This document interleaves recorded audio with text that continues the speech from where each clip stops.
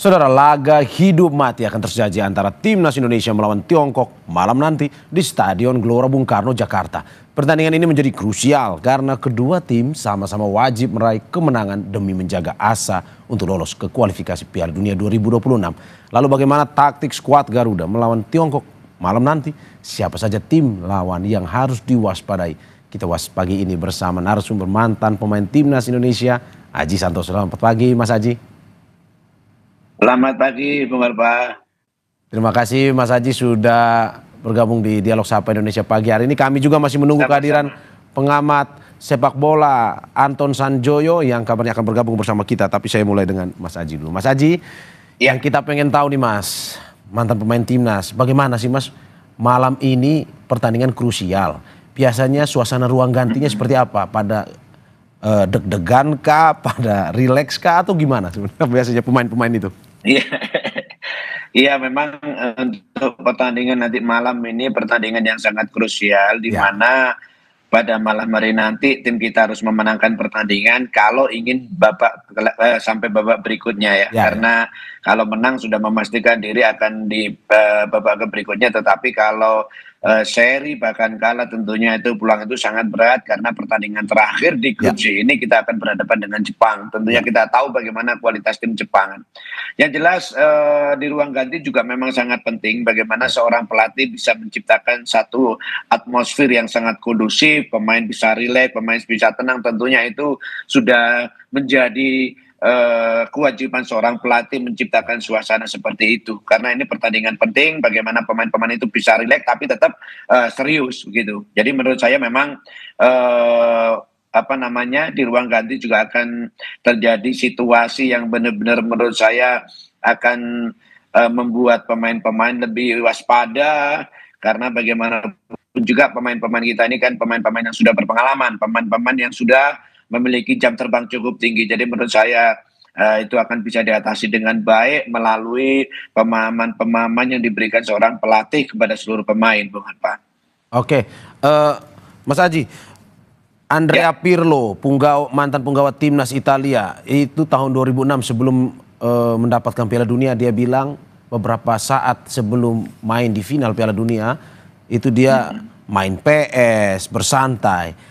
Kalau di Indonesia seperti itu, apakah memang harus rileks itu Kak? Akhirnya bisa menunjukkan permainan terbaik nanti para pemain timnas kita, atau bagaimana sebenarnya?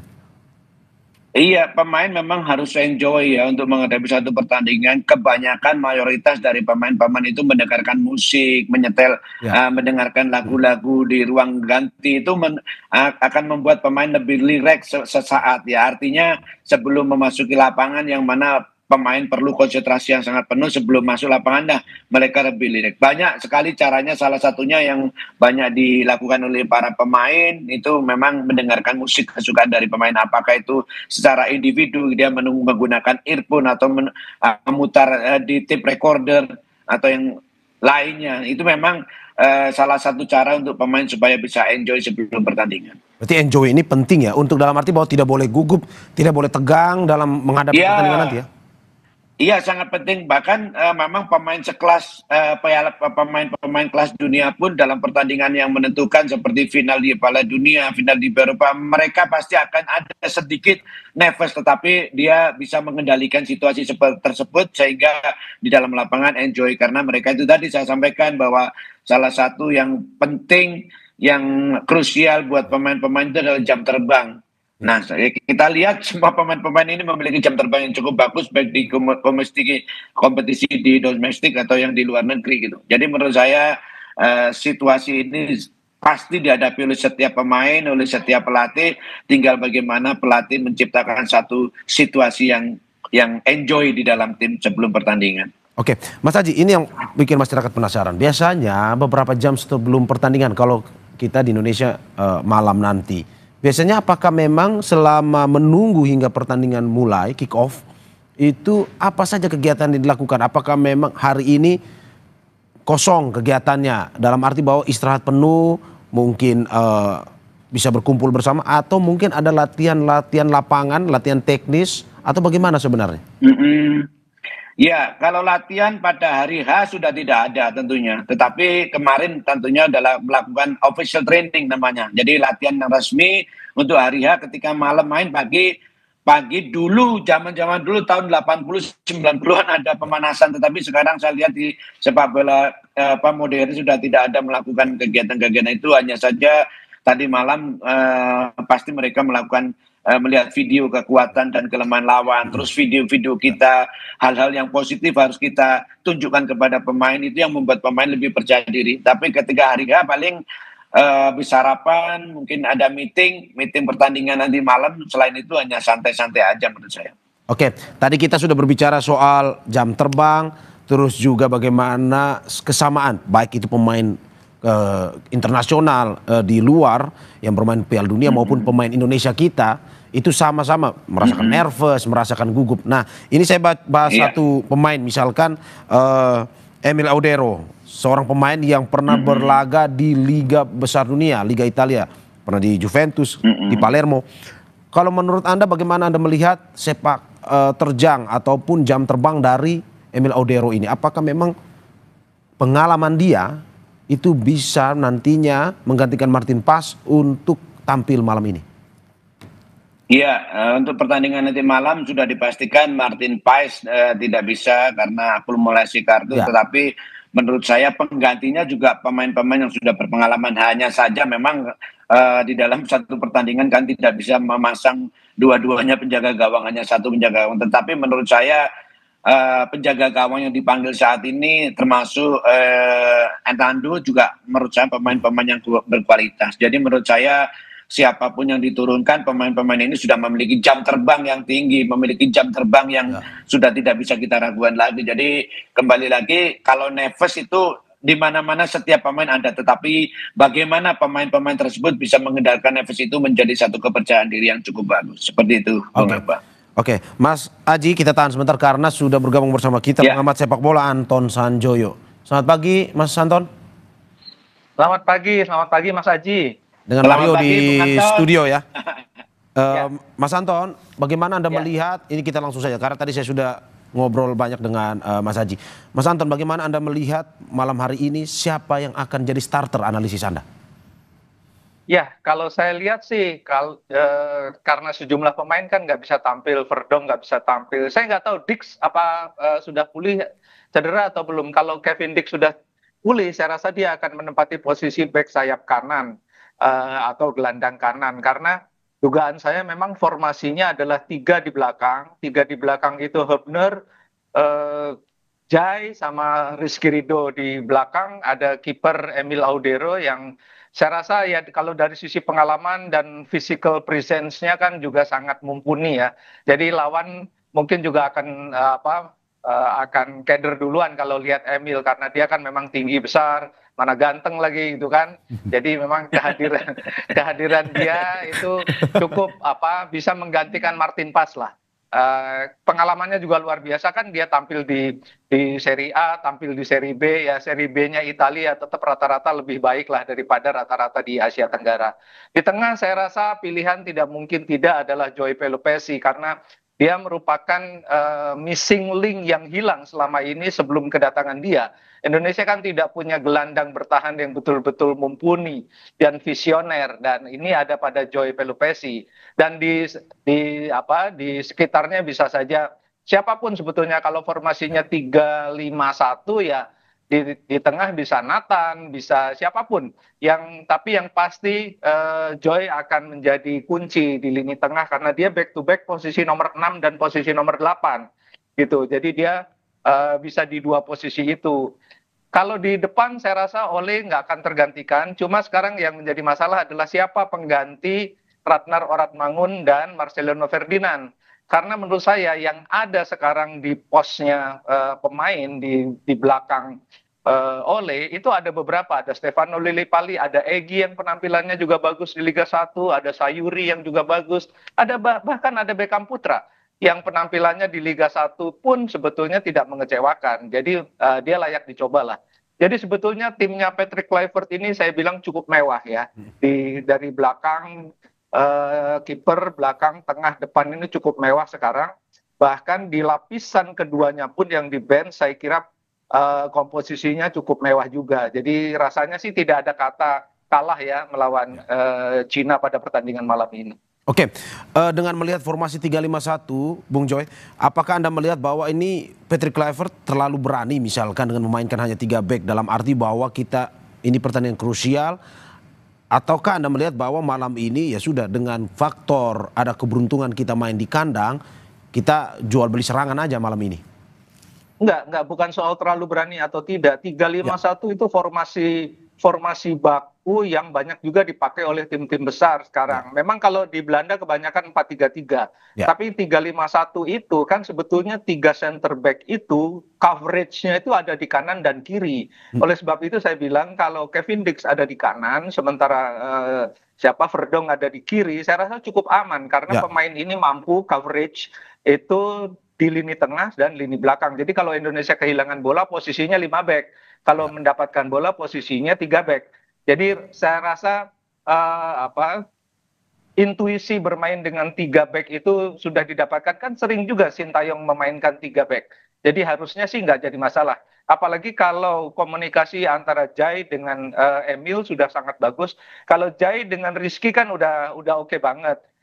Hübner masih kadang-kadang ada sedikit miss, tapi saya rasa dengan beberapa hari mereka sudah berkumpul lama juga, sudah bermain lama, nggak ada masalah lah dengan 3 back karena formasi 3-5-1 itu formasi yang sangat ofensif, tetapi memang butuh intensitas yang sangat tinggi dan yang paling menentukan adalah posisi 2 back sayap itu. Oke, Mas, sorry, saya sedikit koreksi, 3-5-1 atau 3-6-1? 3-6-1. 3-6-1 ya. Oke. 3-5-1-1 atau 3-5-2 bisa aja. Oke. Mas, pokoknya 3-5 di tengahnya, di depannya bisa berapa? Oke, dengan menumpuk pemain di tengah, apakah memang nantinya seperti yang Anda jelaskan tadi, Patrick Kluivert akan lebih mengarahkan permainan di bola tengah, penguasaan di bola tengah, atau seperti apa? Sehingga mungkin saja oleh Romani di depan bisa lebih terbantu untuk ya suplai bola dengan ditinggal oleh si Marcelino Ferdinand dan juga Ragnar. Ya kalau 3-5-2 itu bukan 3-5-1 ya, kalau 3-5-2 atau 3-5-1-1 itu sebetulnya memang inti kekuatannya ada di lini tengah. Jadi kalau kita lihat ketika Indonesia pakai 4-3-3 sekalipun, sebetulnya lini tengah Indonesia ini salah satu yang terbaik di grup C ya. Intercept mereka sangat bagus, mereka juga dinamis sekali di lini tengah. Transisinya juga bagus dari lini tengah. Oleh sebab itu saya selalu bilang kehadiran Joy Pelupesi ini merupakan missing link karena dia adalah pemain yang betul-betul punya visi bertahan yang sangat bagus. Jadi memang inti kekuatan Indonesia itu ada di lini tengah sepanjang pemain-pemain yang ada di sana, terutama kalau saya bilang Nathan atau siapapun yang ada di sana mau melakukan intercept cepat ya, ketika pemain lawan mendapatkan bola di sekitar lini tengah, mereka berani tackling yang clean ya, berani tackling, berani berebut bola, berani berkelahi lah kira-kira di lini tengah supaya mereka tidak bisa berkembang, berhenti saja di lini tengah lawan itu. Dan ini yang paling bisa melakukannya adalah pemain-pemain yang ada di lini tengah karena memang perimeter mereka ada di sana. Jadi memang inti kekuatan Indonesia ada di lini tengah. Kalau lini belakang sudah cukup kuat, apalagi kalau Emil dengan dalam debutnya sangat meyakinkan ya, saya rasa sih Indonesia sulit ditembus dari lini tengah dan belakang.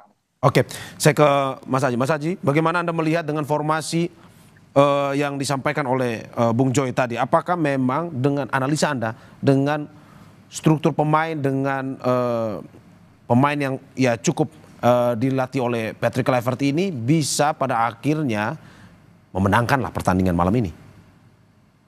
Ya, oke. Memang apa yang dikatakan oleh Bung Sanjoyo tadi sangat tepat bahwa pemain-pemain ini adalah pemain-pemain mewah. Hampir antara pemain starting line up sama pemain yang ada di bench itu perbedaannya sangat tipis sekali. Artinya siapapun yang dipasang tentunya memiliki kualitas yang hampir sama.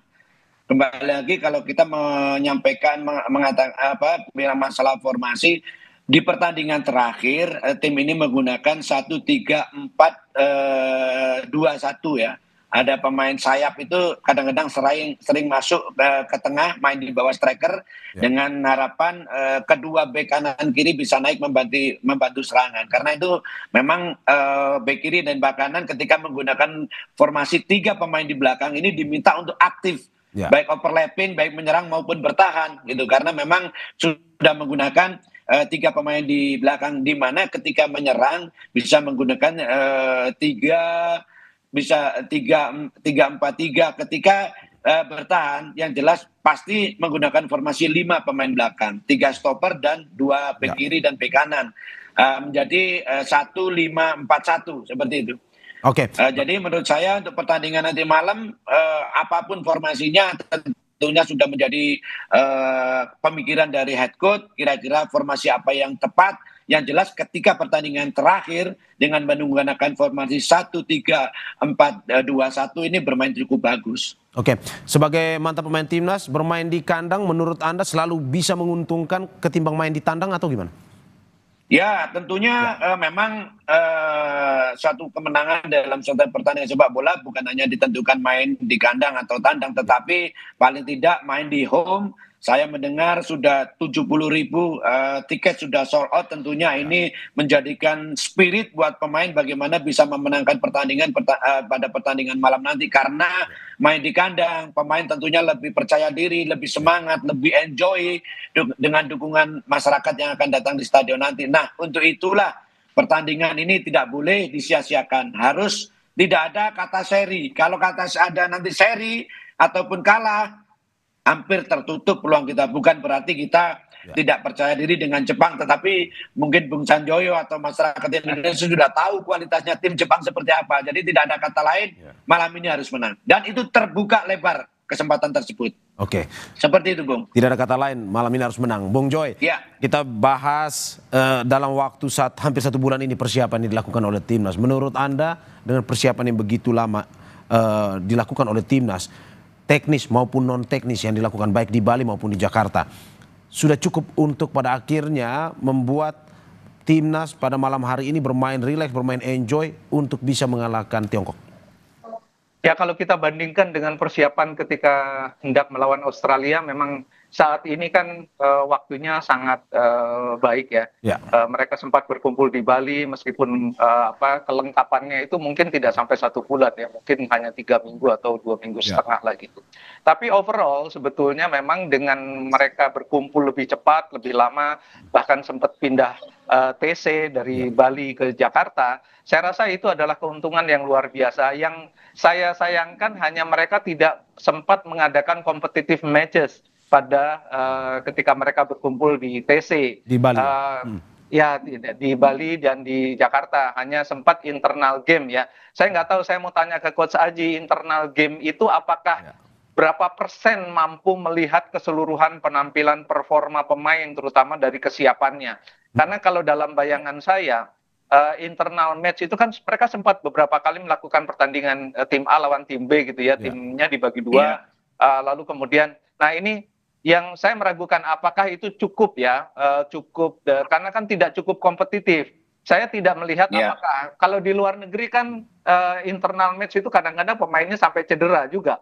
Karena mereka betul-betul serius. Gitu. Serius ya. Nah, sangat serius. Nah, saya nggak tahu apakah apakah fenomena seperti itu ada juga di tim nasional. Karena kan bagaimanapun suasananya bukan suasana kompetitif. Mungkin itu saja sih kekurangannya. Tapi dari sisi waktu, dari sisi manajemen TC, saya rasa ini sudah jauh lebih bagus daripada ketika persiapan melawan Australia. Jadi harapannya sih semuanya jadi positif ya. Cuma satu kurangnya aja itu, nggak ada competitive matches. Katakanlah lawan siapa yang setara atau tingkatannya lebih sedikit daripada timnas, sehingga kemudian ada evaluasi yang bisa dilakukan oleh Kluivert dan kawan-kawan terhadap siapa yang akan mereka pasang sebagai starter, siapa yang ada di bench, siapa yang masuk DSP.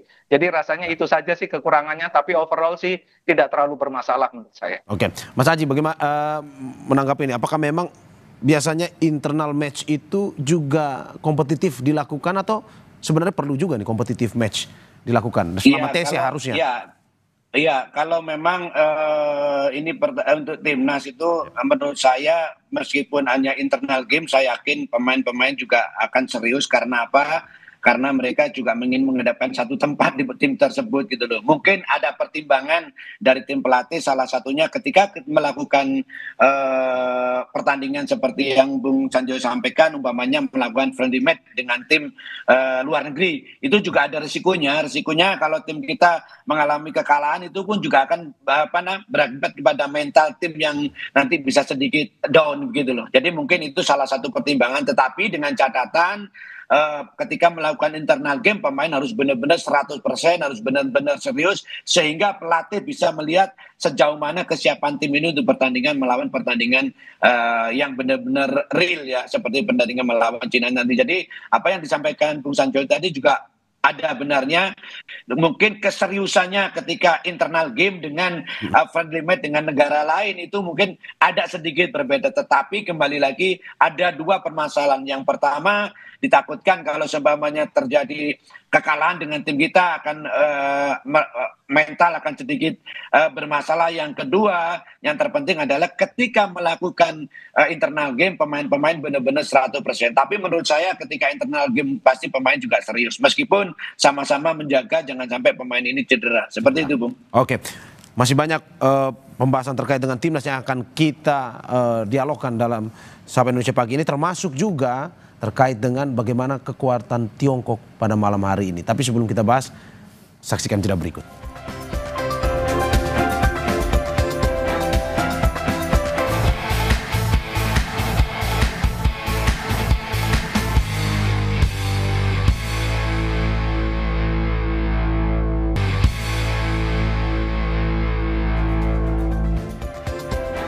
Saudara Menko Infrastruktur dan Pembangunan Kewilayahan Agus Harimurti Yudhoyono dan Menteri Ketenagakerjaan Yasirli siap mendukung timnas Indonesia di gala pertandingan timnas Indonesia melawan Tiongkok.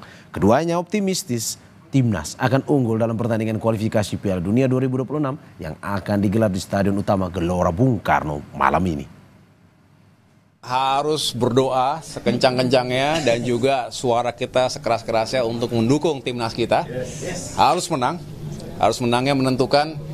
Mudah-mudahan berapa ya kira-kira ya? Kayaknya 2-0 deh. Indonesia lawan Cina dan kita harus dukung, Indonesia harus menang dan saya pastikan saya akan hadir di GBK. 2-1.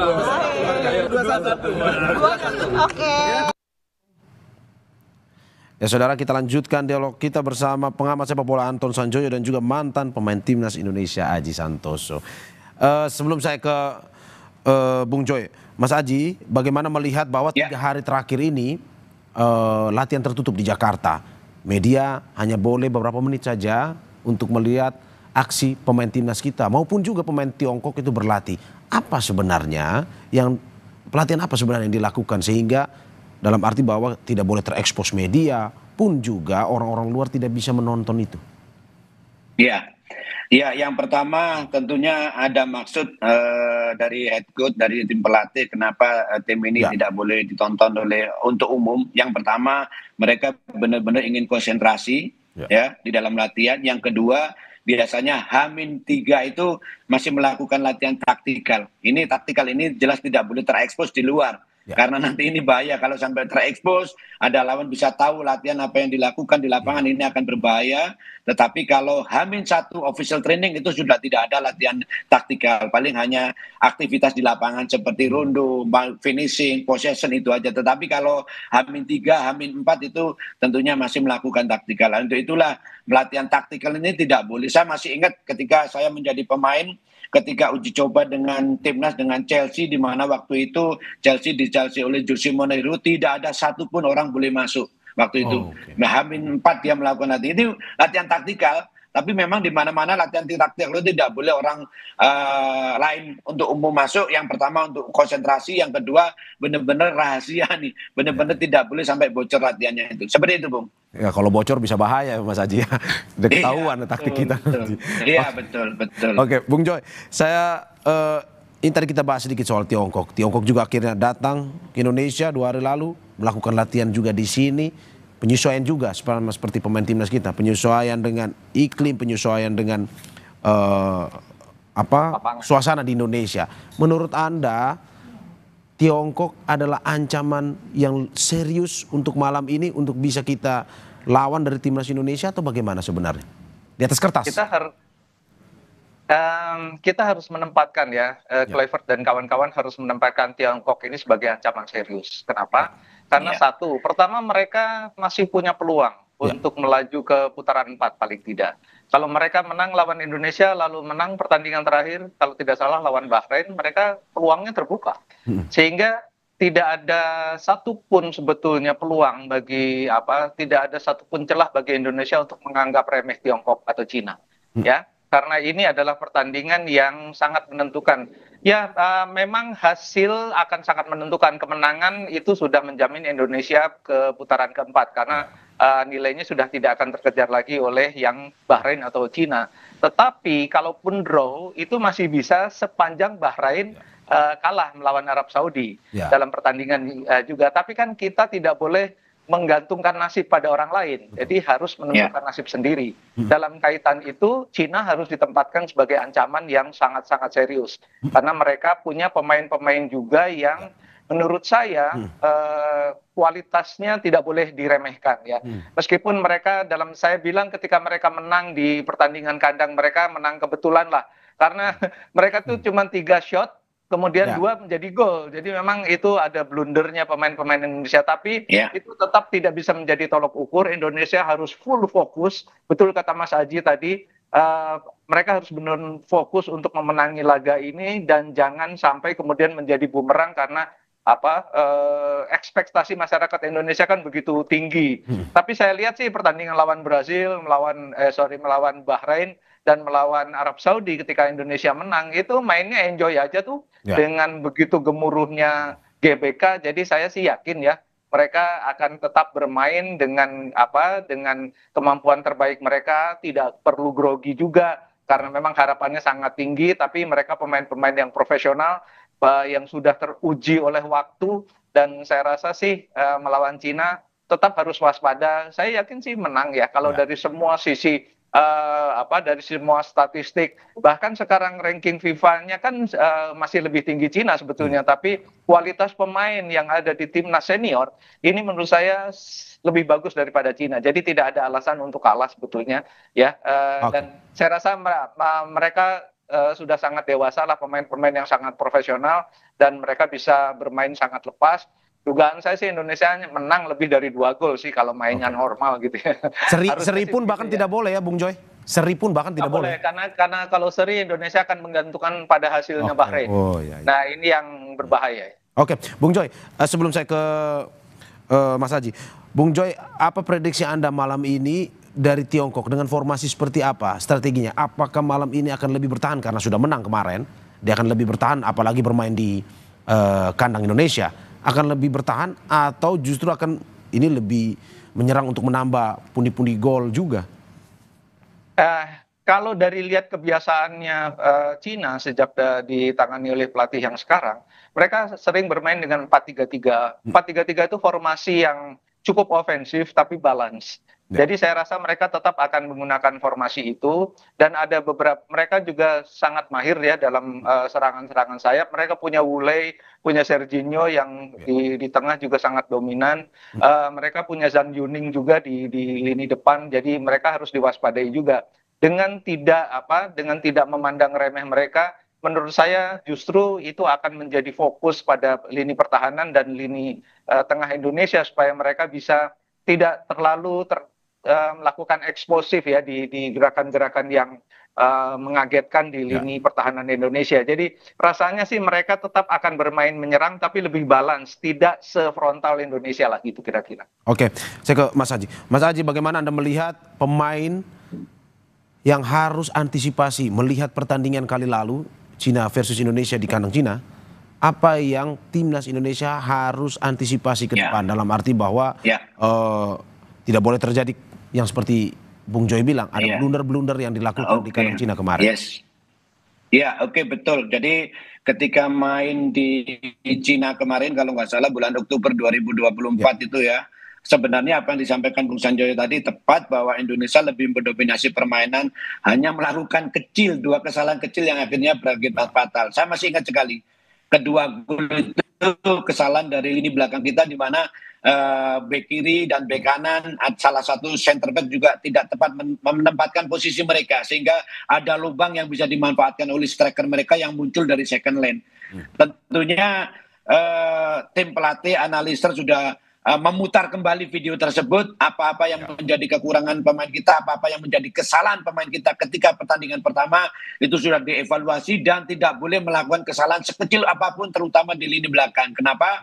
Karena kalau pemain depan, pemain tengah melakukan kesalahan, masih ada pemain belakang. Tetapi kalau pemain belakang melakukan kesalahan sekecil apapun, bisa dimanfaatkan oleh lawan dan mereka akan berhadapan 1-1 dengan penjaga gawang. Untuk itu selain tentunya semua tim pemain harus main sepak bola modern itu satu sisi sekarang itu. Artinya satu sisi ketika kita bertahan, semua pemain masuk di pertahanan setengah lapangan ke bawah. Tetapi kalau melakukan penyerangan, masuk di setengah lapangan penyerangan, bahkan kalau kita melihat pertandingan di Eropa, itu kalau mereka melakukan penyerangan sampai tidak setengah lapangan lagi, tapi sepertiga lapangan di atas mereka berani. Kenapa? Mereka karena memang sepak bolanya levelnya sudah tinggi gitu. Jadi lawan pun tidak ada yang tinggal di garis tengah satu. Kalau tinggal di garis tengah satu aja, kalah jumlah orang, semakin tidak akan pernah mendapatkan bola gitu. Jadi sekarang nanti Indonesia saya harapkan juga bermain hanya satu sisi, ketika bertahan semua bertahan di bawah garis tengah, ketika menyerang semua naik di garis tengah. Itu akan menjadikan lebih solid, lebih kompak ketika bertahan maupun menyerang. Yang jelas timnas kita tidak boleh melakukan kesalahan sedikit pun di lini belakang terutama, karena itu akan menjadi fatal. Apalagi ini main di kandang, saya kira pemain lebih bergairah, lebih senang karena banyak penonton. Salah satu yang ditunggu-tunggu seorang pemain ketika saya main dulu, Bung, ya berharap penonton penuh. Kenapa? Karena penonton bisa melihat bagaimana kita bermain tuh akan lebih bergairah lagi, seperti itu. Ya, itu salah satu pemberi semangat yang mendorong untuk bisa memenangkan pertandingan ini. Bung, tapi Mas Aji, bagaimana Anda melihat bahwa kemarin sudah pernah kalah sebagai pemain, mantan pemain. Apakah memang itu juga mempengaruhi psikologis pemain ketika main malam ini? Bahwa mereka melihat, oh ini kemarin yang pernah mengalahkan kita nih. Apakah mungkin seperti itu? Sebagai mungkin dulu pernah merasakan seperti itu atau bagaimana, Mas Aji? Ya, di benak seorang pelatih ataupun seorang pemain pasti itu ada. Tetapi bagaimana pertandingan pertama itu bisa diambil jadi pelajaran untuk tidak melakukan kesalahan-kesalahan lagi. Dan sekarang eranya berbeda. Artinya ketika kalah dulu pelatihnya bukan sekarang. Sekarang dengan pelatih yang berbeda, dengan situasi yang berbeda, dengan materi pemain yang berbeda, tentunya ini mudah-mudahan nanti bisa tampil lebih bagus. Tapi yang jelas ketika pertandingan pertama kalah itu pasti sedikit ada dalam pemikiran pemain. Tetapi bagaimana untuk mengantisipasi itu tidak boleh terulang kembali. Seperti itu, Bung Alfa. Saya ke Bung Joy.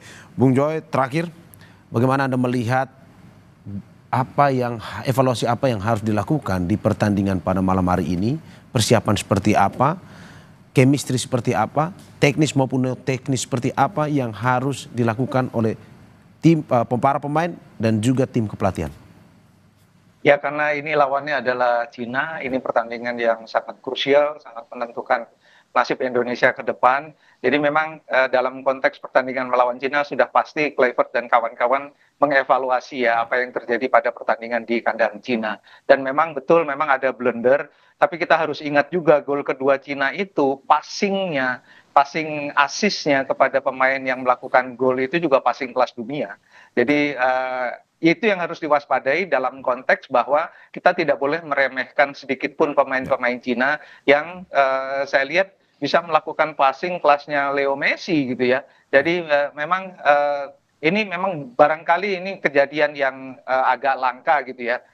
Mereka bisa passing seperti itu, tapi kan mereka pernah melakukan itu, sehingga kemudian mereka juga confidence-nya cukup tinggi saya rasa. Dan saya rasa evaluasi teknis, kalau evaluasi teknis saya rasa sih stick to the plan aja, apa yang sudah direncanakan oleh Kluivert, oleh Alex Pastoor dilaksanakan dengan rencana permainan yang betul-betul akurat ya, dan pasti ada plan B-nya juga seandainya terjadi sesuatu di lapangan, dan itu biasanya komunikasinya antar kapten dan pelatih. Nah, ini yang saya rasa evaluasi-evaluasi seperti itu yang dibutuhkan.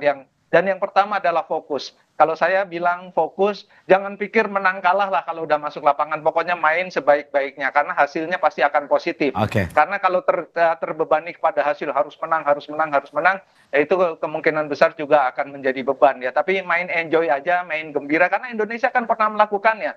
Main gembira dan menang, lawannya jauh peringkat FIFA-nya. Tapi Indonesia bisa menang juga lawan Arab Saudi. Ya kan, ketika di U23 lawan Yordania, bisa main cantik sekali dan menang gitu loh. Nah, ini kan sebetulnya potensinya ada, tapi bermain di lapangan itu memang hal yang butuh jam terbang. Dan saya yakin jam terbang pemain-pemain ini sudah sangat bagus. Bung Joy, terakhir singkat saja, bagaimana tips bagi para pemain timnas agar tidak gugup seperti para pemain Inter Milan di final Liga Champions kemarin?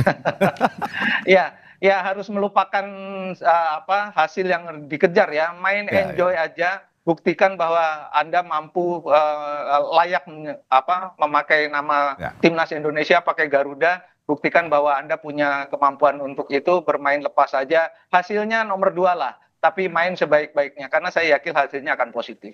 Oke, terima kasih atas apa yang disampaikan. Semoga malam ini kita berharap yang terbaik bagi timnas Indonesia, kemenangan versus Tiongkok. Amin.